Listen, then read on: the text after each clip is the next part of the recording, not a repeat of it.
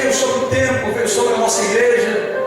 E alguém fala, tudo foi uma bênção porque Deus passeou e Deus mexeu. Só que as pessoas se esquecem que quando a Shekinah descia, junto com ela tinha uma voz. E a voz tinha determinações para dar. Olha para cá. Se você veio sentir Deus, eu quero te convidar, vem aqui ouvir o que Deus tem para dizer. Se você entrou aqui para apenas sentir Deus, eu quero te dizer uma coisa: a presença de Deus tem uma voz. Ela tem uma voz. O problema, pastor, é que a gente acha que toda vez que entra no culto, Deus chacoalha alguém. Está tudo certo. Todas as vezes que alguém prega, fogo cai, está tudo certo. Todas as vezes que alguém põe a mão e alguém é batizado, alguém é curado, está tudo certo. Isso é mentira.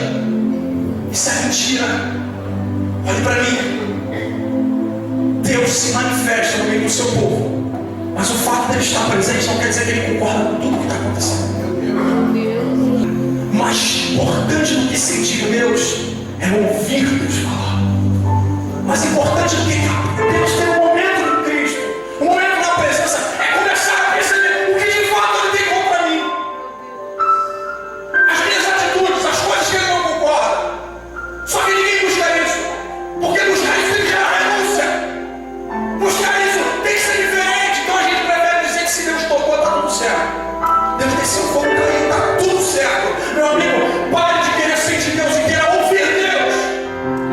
Pare de apenas querer ter um momento com Deus e tenha a vida com Deus. Por um motivo principal. O grande problema da história é que as pessoas falam, ainda bem que isso era no tabernáculo. Ainda bem que isso era no tabernáculo.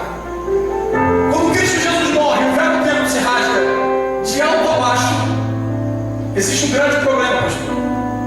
As pessoas costumam dizer que o acesso foi dado a todo mundo. O véu que se rasgou não foi o véu da tenda para fora. O que se rasgou foi o véu que separava o lugar santíssimo do lugar santo. E só quem tinha acesso ao Santíssimo é quem já estava no lugar santo. Então não é porque Cristo morreu que qualquer um vai ter acesso à presença dele. Cristo morreu, mas tem que viver em santidade. Vai ter que viver aos pés da cruz. Porque se não tiver santidade, ninguém vai ver a glória de Deus.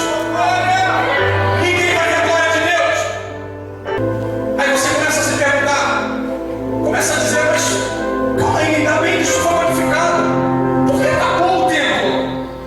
Acabou o tabernáculo. Cristo morreu. Agora é outra história, agora é o Espírito Santo. Eu vou te dizer uma coisa. Agora sim você tem que ter responsabilidade.